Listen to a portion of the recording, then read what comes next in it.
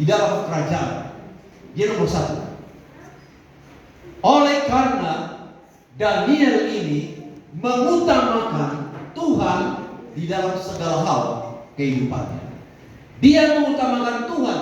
Dia mencari Tuhan yang pertama. Sehingga ia dipilih raja menjadi yang terbaik dari 122 para pegawai yang luar biasa di kerajaan Raja Nebukadnezar. Kalau kita lihat di sini raja, lalu ada pengawas.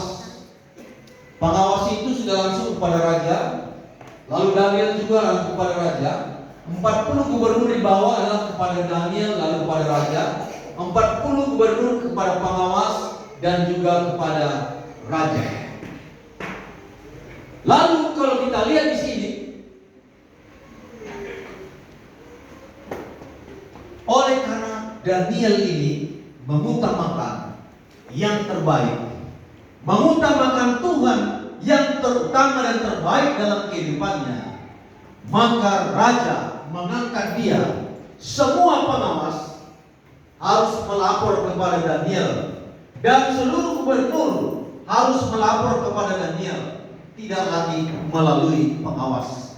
Oleh karena Daniel adalah orang yang mengutamakan Tuhan. Dialah yang dipilih oleh raja sebagai kepala dari 120 provinsi, 120 gubernur. Kenapa? Karena dia mengutamakan Tuhan di dalam kehidupannya. Itu makanya pada sore hari ini, apapun yang terjadi kepada anak-anak kami, kepada anak-anakku kelas 9 dan kelas 6, tetap membuat Tuhan yang pertama dalam situasi apapun dalam kehidupanmu. Sekarang ini begitu banyak tantangan, begitu banyak pengaruh-pengaruh yang tidak baik di setiap tempat. Bila mana kita membuat Tuhan yang pertama dalam situasi apapun, maka dikatakan di sini, orang yang mengutamakan Tuhan tidak pernah takut dan gentar di dalam segala sesuatu. Daniel tidak pernah takut dan gentar dalam segala sesuatu yang dilakukannya, oleh karena dia mengutamakan Tuhan. Pada waktu Daniel dibawa dari Yehuda, persis umurnya seperti kelas 9, masih remaja.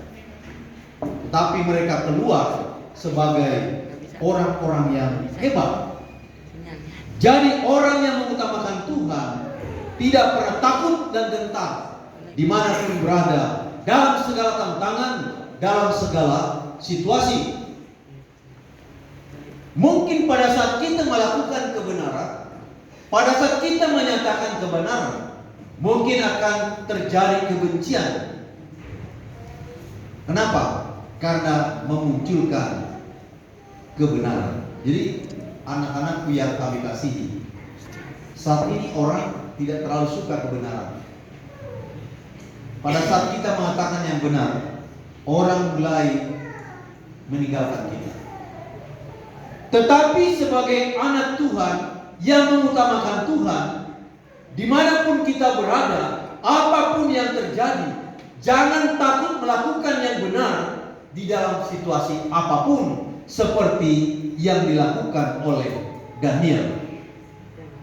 Ada dua kunci kesuksesan Daniel dalam bekerja di dalam kerajaan. Yang pertama adalah mengutamakan Tuhan. Lalu yang kedua adalah jujur. Anak-anak yang kami kasihi, kalau kita mengutamakan Tuhan dimanapun, janji Tuhan dia tidak pernah berdusta.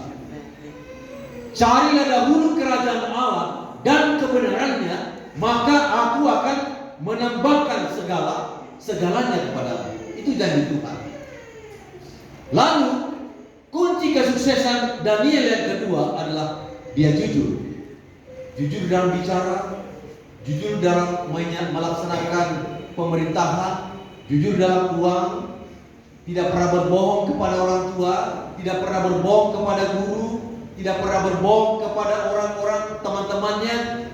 Itulah modal dari Daniel. Kejujuran itu adalah mata uang yang dapat dijual di mana saja. Mata uang yang dapat dijual di mana saja kalau kita apa? Jujur. Pada saat kita melakukan kejujuran, mengutamakan Tuhan, mungkin bisa saja terjadi konspirasi untuk menjatuhkan kita. Tetapi orang yang mengutamakan Tuhan, seperti Daniel, tidak pernah dia takut. Oleh kenapa? Oleh karena dia mengutamakan Tuhan di dalam kehidupannya. Orang yang mengutamakan Tuhan. Yang ketiga adalah orang yang mengutamakan Tuhan berani mengambil risiko. Jadi anak-anakku yang terkasih, kelas 9, kalau kalian mengutamakan Tuhan, pasti Tuhan akan berikan keberanian mengambil risiko. Kelas 6 di sini ya, kelas 6. Kelas 6 juga, kelas 9 akan diberikan Tuhan kuasa untuk berani mengambil risiko dalam situasi apapun. Karena dunia ini sekarang ini membutuhkan manusia-manusia yang tidak dapat diperjualbelikan. Manusia-manusia seperti kompas yang menuju ke kutub utara. Orang yang mengutamakan Tuhan berani mengambil risiko dalam situasi apapun.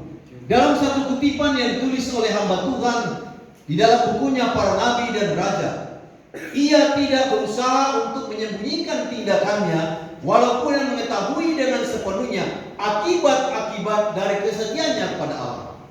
Semangatnya tidak kendor di hadapan mereka yang merencanakan kehancurannya. Ia tidak mau membiarkan peraturan. Ia tidak membiarkan peraturan jahat itu membuat hubungannya dengan surga diputuskan. Pada saat Daniel mengatakan kebenaran, maka teman-temannya mencari kesalahan Daniel. Dicari dalam segala hal, tidak ada kesalahan Daniel.